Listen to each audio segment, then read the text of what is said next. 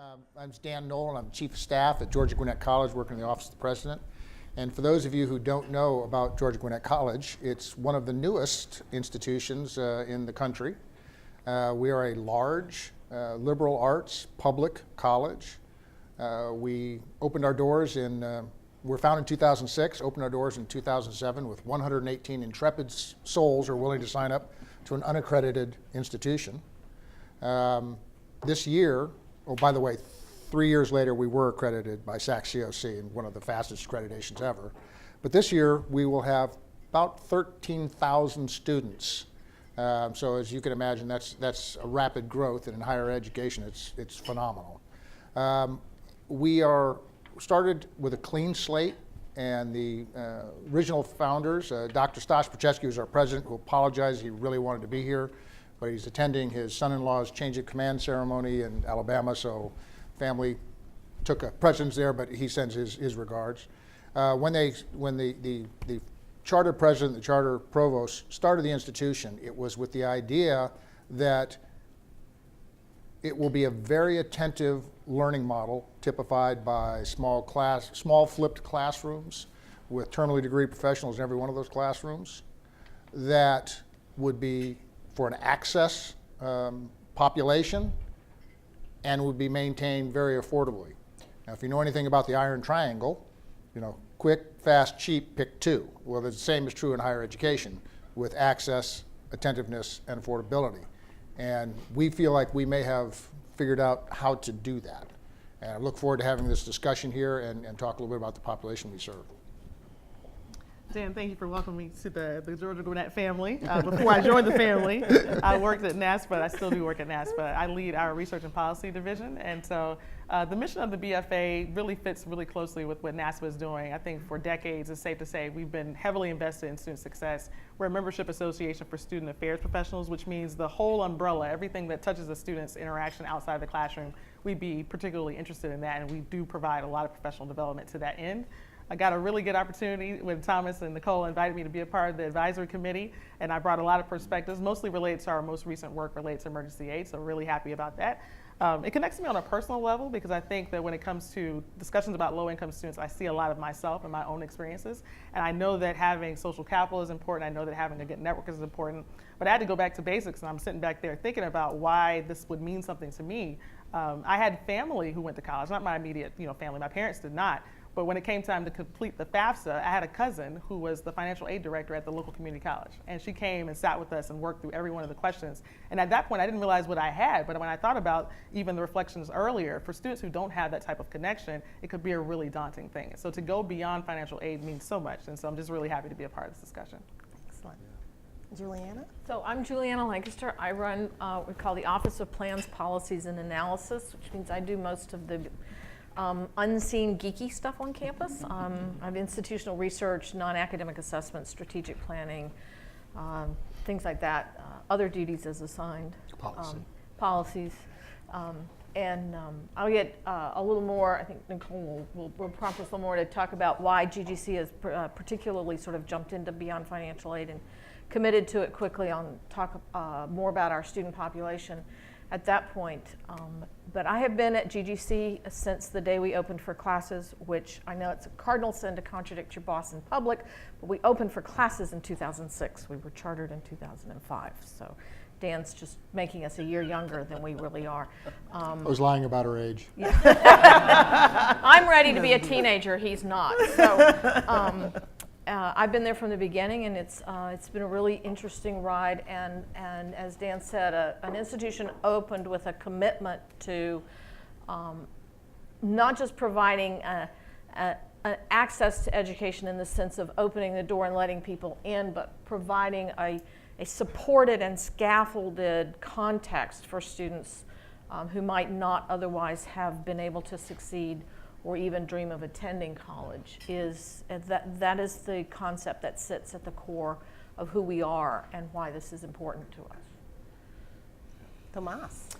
Thank you. Tomas, Jimenez, Senior Associate Vice President for Student Affairs and Dean of Students. I've been in higher education for about 27 years, the last 10 years at Georgia Gwinnett College. And I am a practitioner in student affairs, so of course we love to tell stories, so I got to tell you a little bit of a story about kind of my aha moment, if you will, in student affairs. But I actually was leaving University of Miami in 2004 for University of Virginia. The president at the time was Dr. Donna Shalala, and she wanted to talk to me. It was actually my last day there, and she said, she sat me in the chair that she had in the cabinet at the White House, and she said, what makes the University of Virginia so great? And thank goodness it was a rhetorical question, so she answered it for me. She said the students. And then we started talking about, yeah, the students do make the universities and colleges great, but then we started talking about what makes a transformational college, what makes it where you can have those experiences that can really make a transformational experience for students. And it made me think about, we've got to meet our students where they are. And I started to think about, of course, beyond financial aid and some of the things that we do at Georgia Gwinnett College, in addition to meeting students where they are, think about who the students are, thinking about the culture that you're trying to develop, and then I think you can do some wonderful things for students. So at Georgia Gwinnett College, we've been able to develop some programs because of our infrastructure. So we actually have a faculty mentorship program where all faculty are required to mentor outside the classroom, of course, teach inside the classroom. We have small class sizes. Every professor gets a cell phone. They're required to put their cell phone number on the syllabus, so that's going to lend itself to those conversations, those intimate conversations, those engaging conversations, and along the way, some very revealing information. And that's the information that will come to student affairs, if it doesn't already come to student affairs.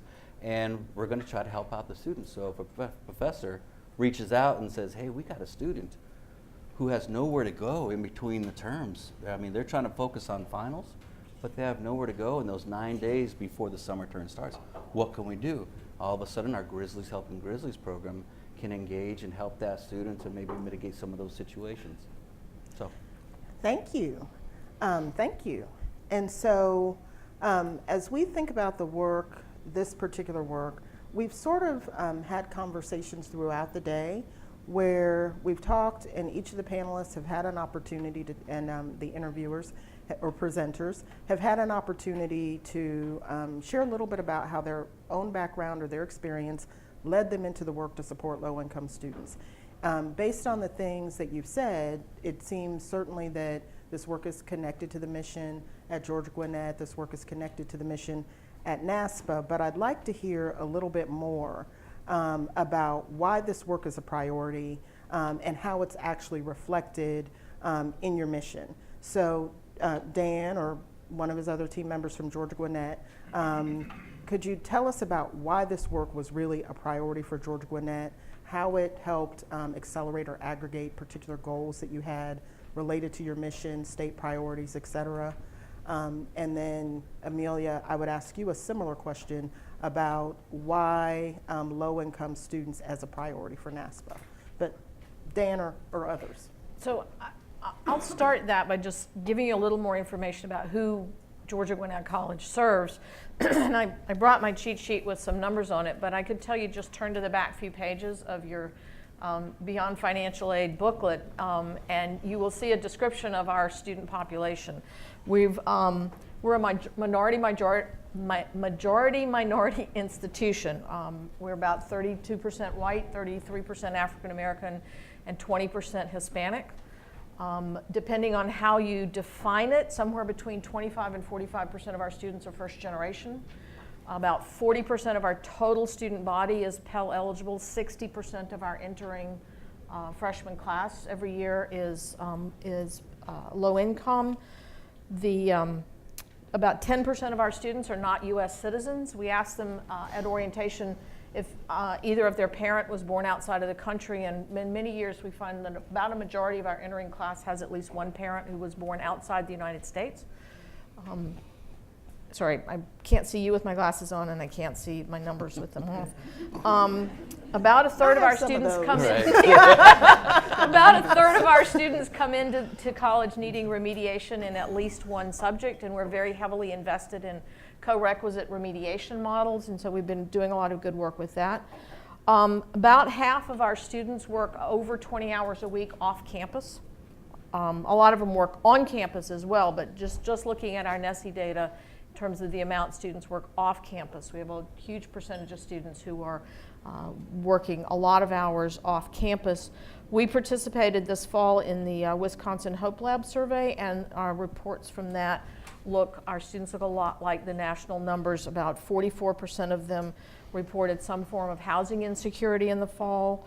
14% have been temporarily homeless. 43% have low levels of food security. 40% are on some form of public assistance. So we have a student population that literally is the new American majority, the new American student in a microcosm. And for us, that means that finding ways to support students beyond financial aid, engaging in this work, isn't an option.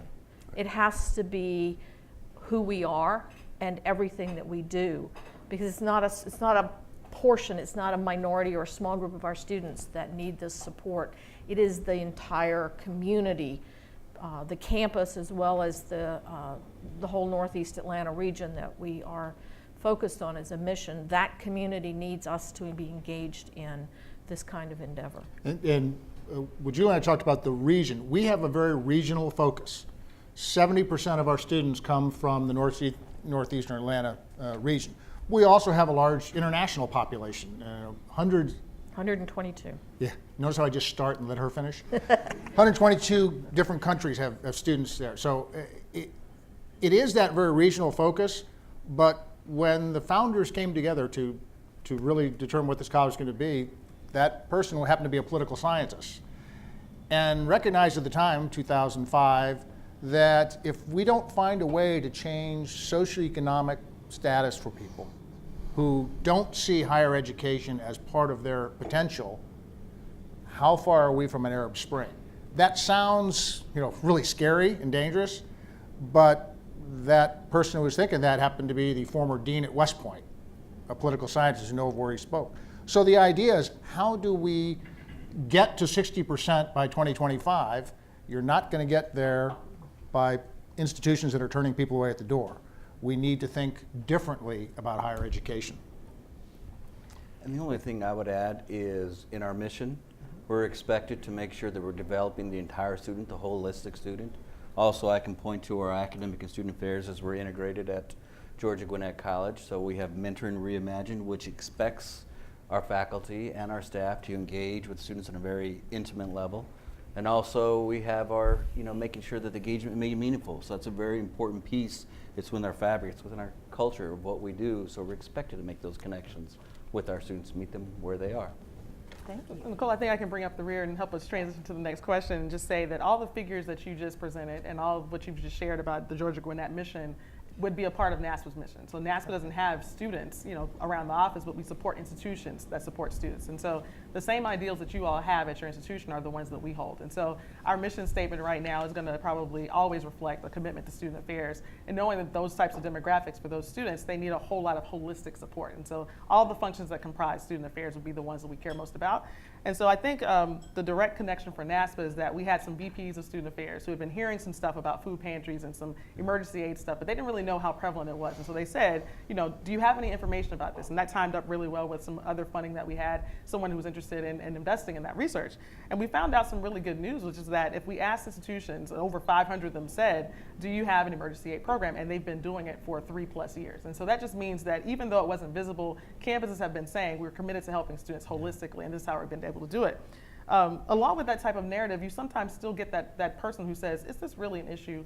If a student can't afford, basic necessities, does that mean that they're not ready for college? And that always makes me cringe. And usually what I respond with is, have you heard of the Federal Reserve Bank study? And so every year they put out a survey of households. And so the most recent one that came out about a year ago said that 44% of households said that they could not afford a $400 emergency without selling something or borrowing the money from somebody else. And so emergencies happen to everybody. Financial instability can happen at any time. And so I think that part of educating, our colleagues on campuses or just in households in general, is to make it plain for them and clearly explain that this is something that we really should be committed to. Thank you. So one of the things that we've talked about from the very start is of the conversation today is knowing your low-income students. Danette talked about today's students. Claire Katie talked about knowing your low-income students and presented a couple of different personas, profiles of students that she's worked with and talked with, the challenges that they were facing. I think Thomas and I talked a little bit about the importance of that. We definitely got feedback from our student voice panel about the work and the research that they did to really understand the demands and challenges that students were facing in trying to pursue post-secondary education in Kentucky.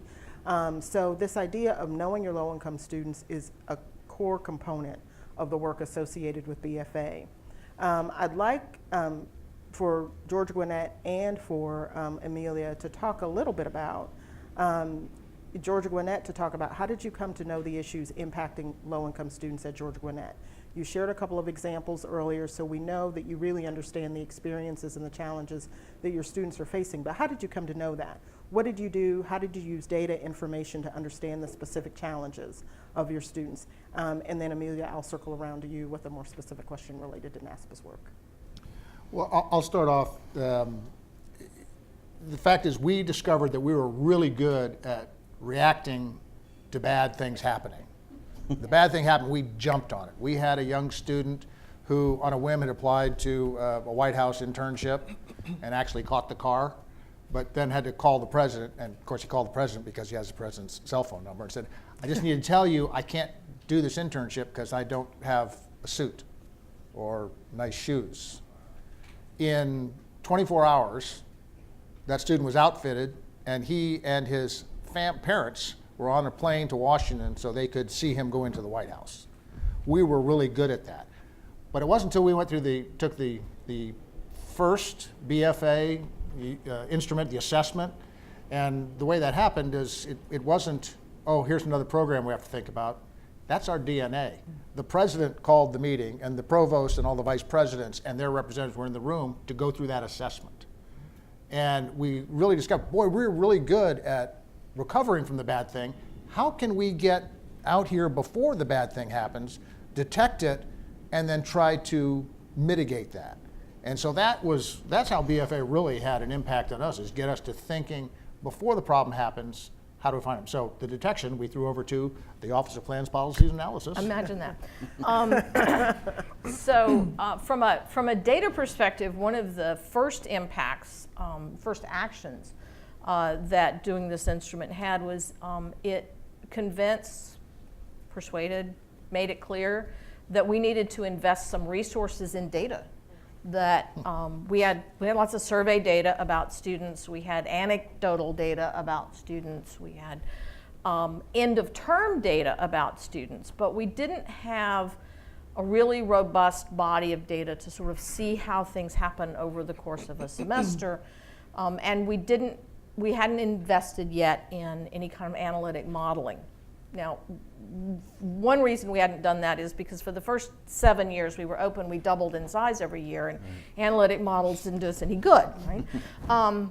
So we chose to invest in a partnership with another unit within the University System of Georgia to help us begin to build out a day-to-day repository of data, the capacity then to look at any point in time and disaggregate our data by all of these important factors so that we are beginning to be able to look at enrollment, at performance, and disaggregate by income, by race, ethnicity, by gender identity, by whatever information we have in our student information system on students. And we're looking forward to being able to integrate that with student engagement data and be able to see what's actually going on campus in real time as a way to help us identify these, somebody who's on a slide towards a bad thing.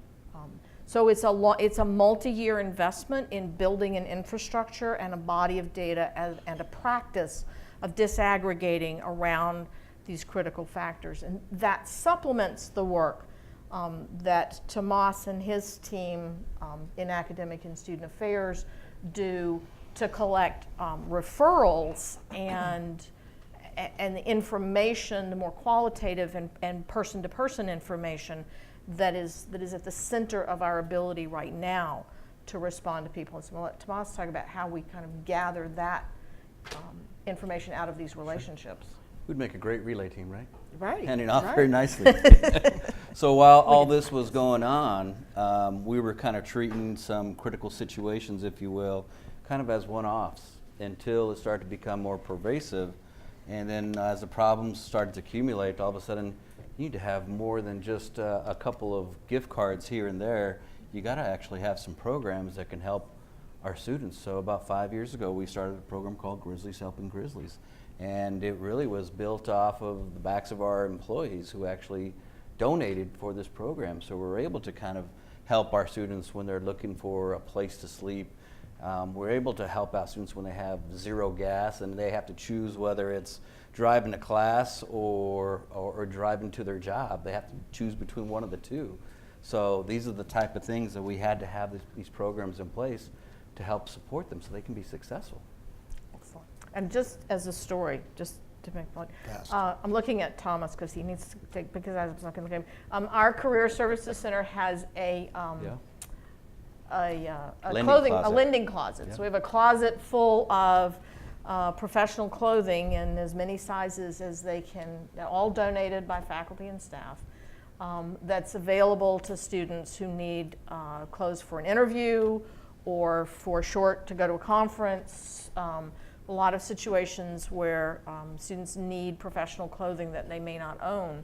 They're able to go to the Career Center and get outfitted for that particular purpose. But I don't know if we have anything for somebody 6'5". I'm not sure. Tomas, So- Tomas, Well, we'll if you've take got some. extra We'll take stuff, some okay. from 6'5". Because we do have students that Get it where I can. But it's just that you know, some of what we're trying to do with Grizzlies Helping Grizzlies is around areas that hadn't been thought of before as needs come up.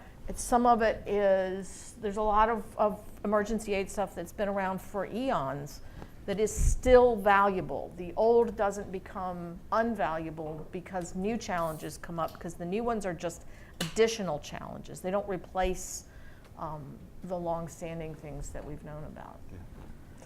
So Amelia, as we talk about knowing who your low-income students are, it seems like Georgia Gwinnett is reasonably sophisticated. They have an excellent leader in Juliana, helping them work around the data. In terms of implementing the data, I think the University System of Georgia even tried to do a data packet for some of the University System of Georgia institutions that they could build on to be able to kind of step into this work initially. But it's our sense that data is probably underutilized at every point, kind of throughout this idea of serving and supporting students. And so what are some of the opportunities that you see in your work for campuses to use data and information to better support this work? This is my favorite question. When I'm not talking about this stuff, I just love talking about data. So I'm going to take the proverbial baton and hopefully be the anchor leg on this and just say, Take it home. Take us home. Honestly, I talk to a lot of institutions that have that same question, which is that, you know, we have a really strong IR office, but we want to have a more data-informed campus community. Who doesn't want that? Who doesn't want to say, I make data-informed decisions? And usually I say that you're probably in more practice of doing it than you think. I mean, we all check the weather. We all want to see what the flight schedule was going to be before we came here. We all check to see what we should be wearing in or outside of the building if it's going to be too cold and things like that. Now that's very simple, you know, bottom shelf level stuff, but usually what I find it comes down to is three primary considerations. And so the first, and I thought that you might ask me something like this, is that most people want to use data because they want to have good timing. How can we deliver some type of intervention or something at the right time? And basically if we miss that window, if that person has that interview and they can't get that suit, something bad might happen. So basically how can we navigate the ins and outs of what to do and when? And that's a huge decision point. The second thing is, how do you do it in a proactive way? So basically, how much do you give them at what particular time? So I'll give you an anecdotal example. Went to a campus that said, we know that we're going to have all of our students go to class when they're supposed to. And I said, that's really great. How do you do that? They said, because we force them. And I said, well, how do you force them? They said, well, we take the students' ID cards and we shut off access to any other place other than the class they're registered for at the time they're supposed to go. And I was like, man, that's that is proactive. You know, it's a good way. that's definitely proactive. But I don't know if we want to go that far with it. You know, that type of thing. And then the third thing, so you want to be good timing. You want to be proactive. The third thing is you want to be efficient. And so the only way you can get to that type of efficiency is to work together. And so I oftentimes encourage student affairs professionals to make a new friend in IR. I encourage IR to make a new friend in student affairs and to bring academic affairs along the way. But there's plenty plenty of opportunity to bring even more people out there. So when I say a data literate campus, I'd like to adopt the term data literate.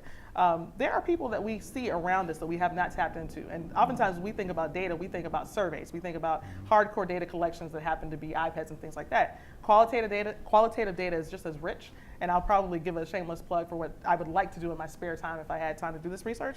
Groundskeepers and people who work in dining services. Those people have the stories about what students are doing every day. And that's data rich right there. They don't have to be running regression analysis, but if you ask them, what have you been seeing? They're the ones opening the buildings and closing the buildings. They see a lot of stuff. So in essence, what I want to say is that when it comes to becoming a data-informed and data-literate campus community, these are things that we all care about. We want to have good timing. We want to be proactive. We want to have a sense of community. And it's not as heavy a lift as you might think. And I'd say that starting small and making incremental progress as you can would help you get there. Does that sum it up? Yeah. I think so. I just want to add to just to confirm Amelia's point about groundskeepers and security. We put out a couple of weeks ago sort of a survey, two open-ended questions through cell phones to faculty and staff to ask them, what are students telling you are challenges for them to get? And we're still in the process of pulling that together. But one of our security guards came into my office on Tuesday morning, and he had a folded up sheet of paper, and he said, so I'm not that good with technology, but I see a lot of students, and so I asked them, and these are the things that they told me. This is not that piece of paper. I wish I'd brought that piece of paper. He'd spent a week talking to students and writing down what they told him that they were struggling with, and brought it to my office. And That's the other amazing thing about this particular security guard is that he took his oath of citizenship 2 weeks ago. Well done, Emmanuel. Yeah, go Emmanuel. And he's all over campus, and that, just to back up Amelia's point about it's an incredibly rich source of information. The folks that often seem invisible, food services workers will know who's hungry.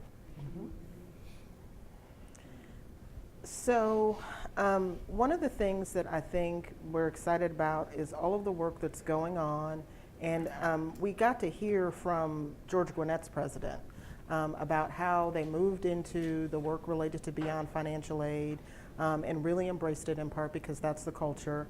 But I think it's important for us to talk a little bit about organizing the work for impact. So we've tried to highlight in beyond financial aid that obviously we don't want just the people that deal with finances on campus engaged in the work. We really want it to be something that happens across campus, engaging a cross-functional team, either that already exists and is focused on student success efforts, or forming a team for this particular purpose. But the idea is to leverage engagement in this work across campus so that more people can begin to take ownership of the issue, so that it become or establish deeper roots in terms of the culture. So I'm wondering, as an opportunity to learn a little bit from George Gwinnett in this regard, how did you organize the work related to BFA, your work related to low-income student support for impact? Like, what did that look like in terms of the role of leadership and how you engaged folks across campus? Who's involved? Who got involved, and how? Well, the president, and I don't think I need to say much more than that. They don't know him like we do. Well, by the way, come visit Georgia Gwinnett College, because you'll hear us talk a lot of stuff, but what we hear is people come and visit us, they say, gosh, you're actually doing it. But it was, the president said, this isn't a program, this is our DNA. This is how we take care of our students. The first question we always ask when anything comes up is, what's best for the student? Not what does the student want, what's best for the student? And then we address it from that standpoint.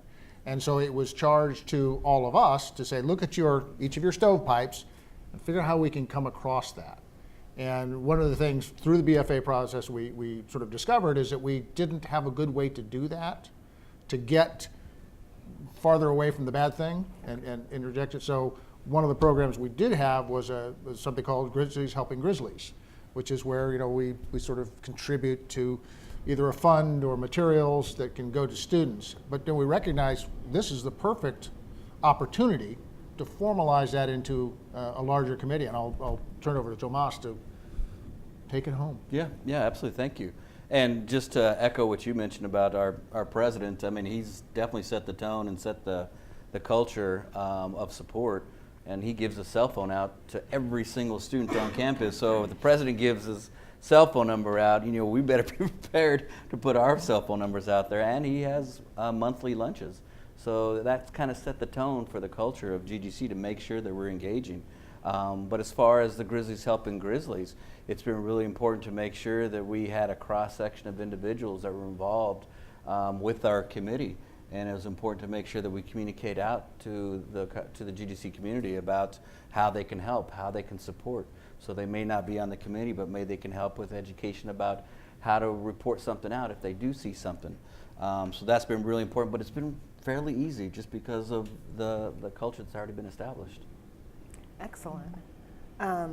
Amelia, building on the idea about organizing the work for impact, we've heard the example at George Gwinnett and how the Grizzlies are doing it, how it's a part of their DNA, but how folks are accessible across campus, that they have a strong leader who's excited and engaged in this work also.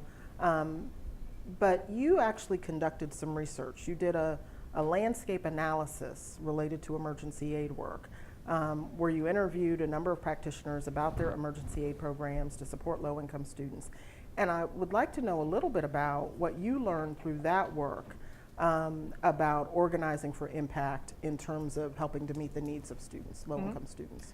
You know, I think I probably would echo exactly what you all said, but I'd put them into kind of themes. You see, I like to number things, you know, in terms of tangible, sticky content. It helps us too. Data. Yeah, right, I told you I like talking about data. Okay. There are a number of considerations. I think emergency aid could be a proxy for any other type of thing that you want to do, but there are going to be some core themes that you have to discuss, and one is going to be policy. And so I'd say embedded in the delivery of emergency aid or a BFA or something else, there's going to be a discussion of policy at all levels. Now, we might go ahead and remove ourselves from federal policy. I don't know that the average campus person is going to be following everything that's happening in Congress, but there are a lot of campus level policy decisions that you have to make. And so I give you a really tangible example from emergency aid. At some point, there were a lot of campuses that said, you know, we're new to this. We didn't have a guidebook. We didn't have a roadmap for how to do this work. What's going to be our stance on this or that? Are we going to put a food pantry in the middle of campus? Are we going to put it someplace more remote? Are we going to use bags so that students won't know that that has food in it, things like that? Are we not going to have a food pantry at all? Those seem to be pretty easy questions. One layer down, you get to questions like, what is our philosophy on giving emergency aid to a student who is not taking out all of the possible loans they could take out? There's not really a manual for that, but you have to go work through those types of questions. So campus policy is going to be huge. With that comes some level of dissension among leadership. And so from that, I would probably say challenge the notion of what leadership means. I think most times when we say leadership, we think automatically college president or vice president.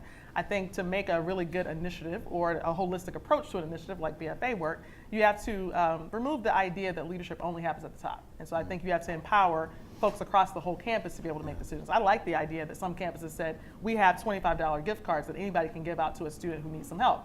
That's a leadership decision. You know, do we want to remove that from the senior most level? So the third I'd say is naturally data, but data for two purposes. Most times people want to collect data to find out, do we need to staff up? Basically, if homelessness and food insecurity is big enough, do we need more staff to address this? Do we need to full-time have a person in the clothes closet and things like that? The other is the one that's more popular. Everybody wants to measure outcome. You know, is the juice worth the squeeze? If we do all this work, can we show that we've moved the needle on something? So basically the need to measure something or account for something.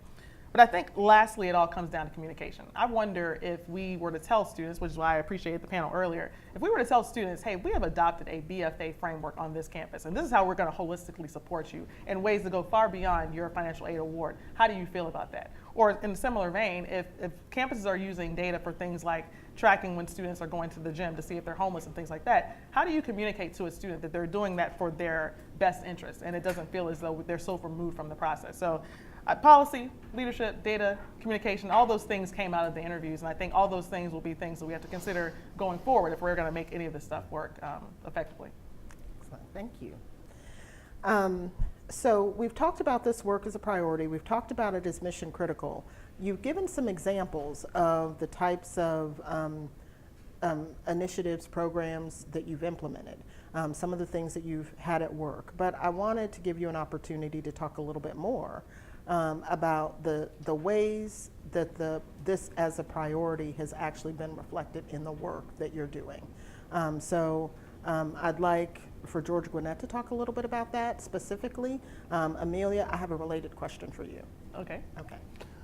Well, I want to riff off something you said, Amelia, about leadership can't always come from the top.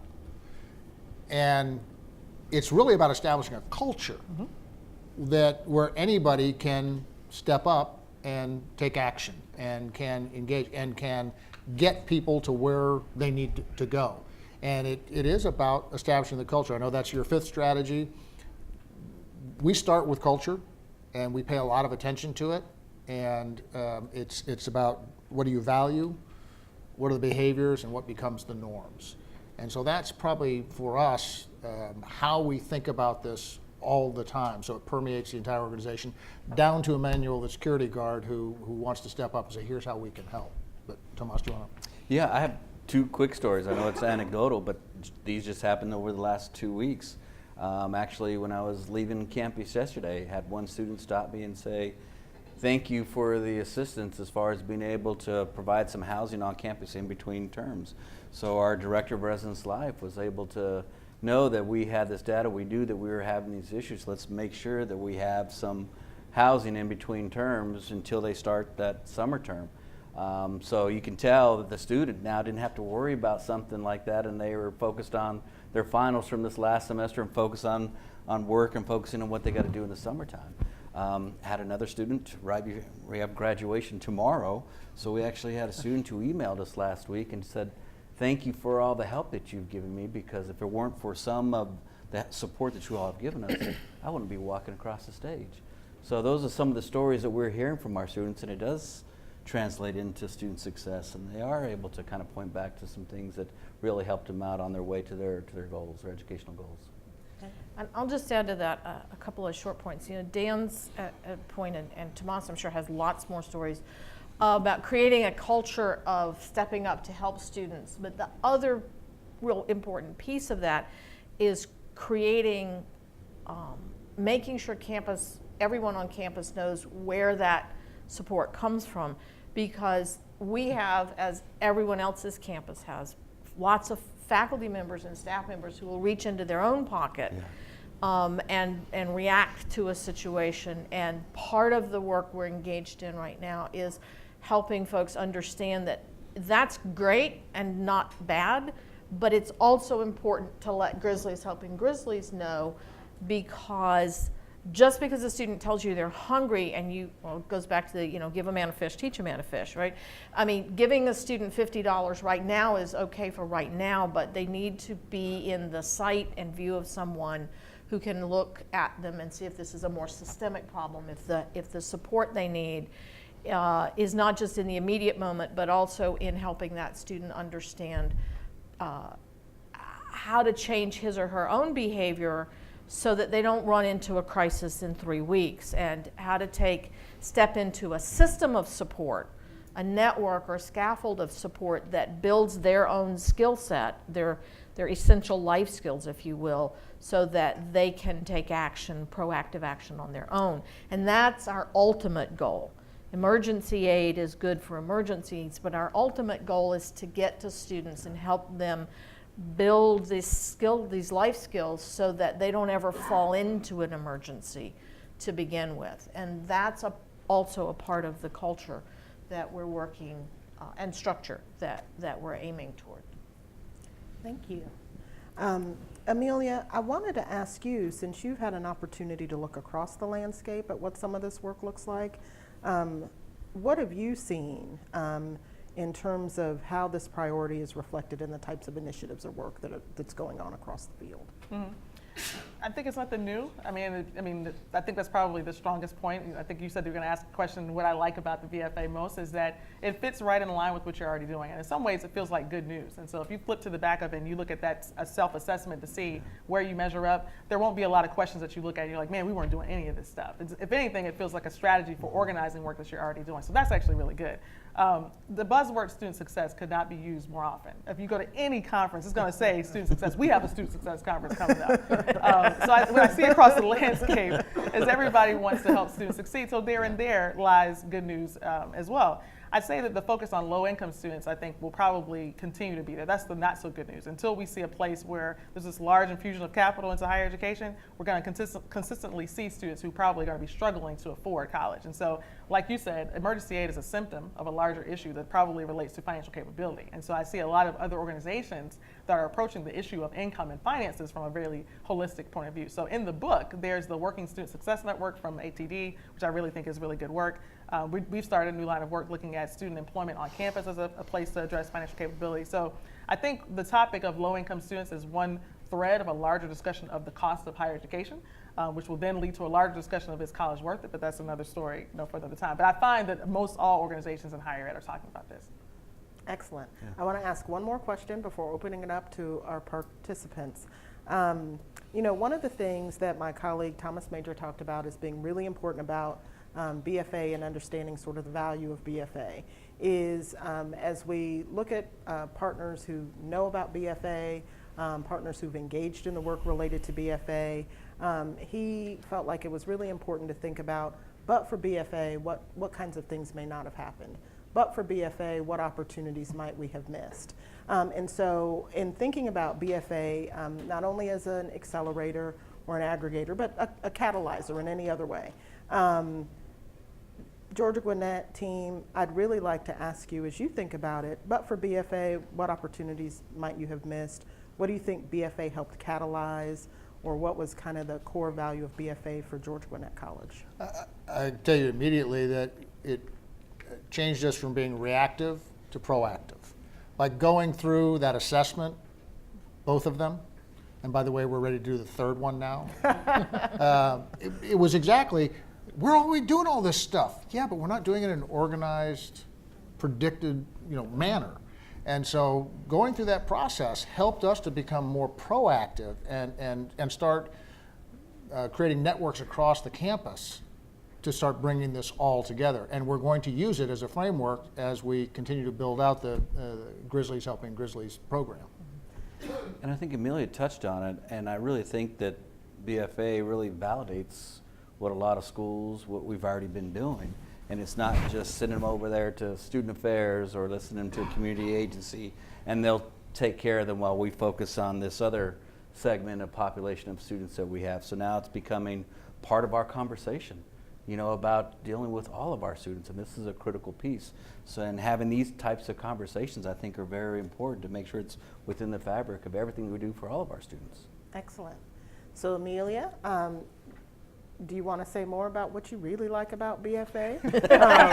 How you see it as a catalyzer, what you see as the importance in terms of the opportunity of BFA in this space where so much is happening? Yeah, it'd just be more of the same feel-good stuff, honestly. But what I like about it, but for BFA, we might find more siloed efforts. And so I think this is one of those efforts that says, you don't have to create a new initiative. Let's figure out a way we can join forces together. And so there's not a lot of faculty discussion in this conversation. I know we talk a lot about student affairs, but we've been trying to build that bridge for a long time, and I think this is a great opportunity to do so. So there are many more voices than we probably could have on this panel, but I think but for BFA, we would be out there maybe doing a little bit more splintered work, and so this gives us a more cohesive approach. So that's all I have to add. Well, thank you so much. So before they go, I want to ask, do you all have any questions of the panel? Lynn. So, thank you and congratulations for all you're all doing. And I'm curious, and this leans into one of the questions that we were asked to think about over lunch. How do you all think about your role in scaling BFA beyond? So you're out there on, the edge of adoption and doing good work. So how do you think about your role either within the system or beyond that? Amelia, in a different way, obviously. But so if you could talk about how you see your role scaling BFA. Well, I think going through the initial assessment helped us identify that we were fragmented. We were doing the good works, but it was in a fragmented way. And so by going through that assessment, we identified opportunities to bring those fragments together to form a whole. It helped us catalyze the internal support systems and then recognize we were not doing a good job about getting the external support systems in so that they can help our students as well. And so that is absolutely one of the ways we see it being able to scale, is to go from this well-meaning but incoherent process into a very focused, laser-like process of helping students. And you said it earlier about, a lot of times in these situations you're reactive. Now we want to get to the point where we can predict some of these situations, educate some of our students so they don't land up in some of these temporary situations. So as predictive as possible, I think would really help us. And part of the way of doing that is capturing some of the data. I would say that, recognizing that we're part of a system, and our University System of Georgia is looking for ways to leverage what one institution is doing, and then have conversations about how that might be instantiated at another institution. So being where we are and having some of the hiccups that we've had along the way positions us well to be good partners with the rest of the system, particularly the rest of the state colleges, which I think is the other folks that have a mission similar to ours, is to share experience with them in that whole spirit of building best practice and some commonality, at least of language and intent across that. So. And Lynn, great question. What I would add to it is, and I remember this from our earlier advisory meetings, what we have here is a really great product, but what are we going to do with it? Basically, how are we going to get it into more people's hands? And so those questions at lunch were really good. This is a place where I think NASPA is well positioned because I got the megaphone, which basically means between all of the professional development opportunities, in-person convenings that we have, I get questions a lot, like what's working well, who's doing what, how do we structure this? We don't have a lot of resources. What can we do with what we already have? Insert the BFA. So I guess one downside of Kevin Kruger not coming is that I can overcommit us and say that we will be promoting that. Matt and Stephanie in the back, don't tweet that right now. I got to have a conversation with a colleague, but I'm sure he would be supportive. I said it's part of NASPA's mission, so we're going to do this. He's probably watching right now. Okay. I made it almost to the end before I committed us to this thing. But seriously though, honestly, having so many professionals as a part of a network that are looking for strategies to do something like this, I think a megaphone is exactly what we need. The process has been refined now. We have a really great product, and now we just got to get it into the hands of people who can use it. We have a question up here, and then I'll take maybe one more before we close, so go ahead. Hi, I'm Sarah Gordon. I'm with the Center for Financial Services Innovation, and our mission is around improving financial health for people in America. And I wanted to double click on a point Juliana made, which was around give a man a fish versus teach a man a fish, and how you're thinking about, when we think about financial health, it's around being able to manage your finances successfully day to day and to build resilience. So, thinking about weathering shocks through things like emergency aid, and then to pursue opportunities in your life. So can you say more about how you're trying to build the financial capability, build the financial health of your students, and how that could take many forms? I can say a little bit, and then Tomas can say more. I'm aware of the initiatives out of our financial aid office around financial literacy and money smartness and things like that. But I think, Tomas, if you talk a little bit about this idea of a case manager, Sure. The way we try to engage with the whole student is really sort of where the core of it is. Yeah, and I would agree that there's a lot of programs where you can establish, okay, here are some of the things that you should consider, so you can make sure that you don't find yourself in some of these situations. And it doesn't just have to be at a financial aid office. It could be any place across campus, but again, it has to be part of the culture. But one of the things that we found is working well is the case management approach. So every faculty or staff member can actually work with the student and hopefully have the training so they know exactly how to talk to a student about those situations, or refer them to an area to where they can talk about, how can you make sure that you're financially and fiscally responsible and don't get into some of these situations, or avoid getting back into that situation that you were in. Are there any? Oh, Claire. Yeah. We're coming back with a microphone near you. Okay. Hello. So this is sort of to piggyback off that last question. What is your data telling you about students' financial experiences? Are you seeing that students aren't managing their finances well and getting themselves into situations? Or is it more of a systemic issue where the students are actually literate and know what they're doing? And then if that's the case, what are you doing with those students? That's a really good question, Claire. Is there anybody else? Bueller? Somebody? I think that is probably a next level goal, and one of the things that we're doing with the Carl Vincent Institute on Government at the University of Georgia is trying to build a model around the student success so that we can sort of detect all that things, because there's lots of data out there that's not being really captured in some of the existing systems. So we're trying to build that out, and that's one of the areas that we really want to look at. Part of what they're doing, their expertise is in data modeling, but also in demographics and geospatial data. And so they're able to take the student information system data that we have and then use the student's address to tag, to geolocate their home address and bring in data from the community survey and the census on sort of fiscal, financial characteristics of the neighborhood that they live in and impute some of that to the students. So that is part of what we think will help us predict students coming in who are coming in from areas where we know the population in general is struggles financially or has indications of not being financially literate, and reach out with support and case management, but also then being able to sort of watch things like class attendance and engagement in activities to see if in fact what we're seeing are episodic problems, or if, as we suspect, a lot of our students simply come in with not a lot of fiscal capacity, and therefore, again, not to call lack of social capital a problem the student brings, but a characteristic the student brings that we as an institution need to be prepared to build structures around. We try to be a, what's that term? A student-ready college. college. Yeah, that's it. Good play. Well, thank you so much. do like that. I'd like to give our panel a round of applause for sharing their experience and their insight.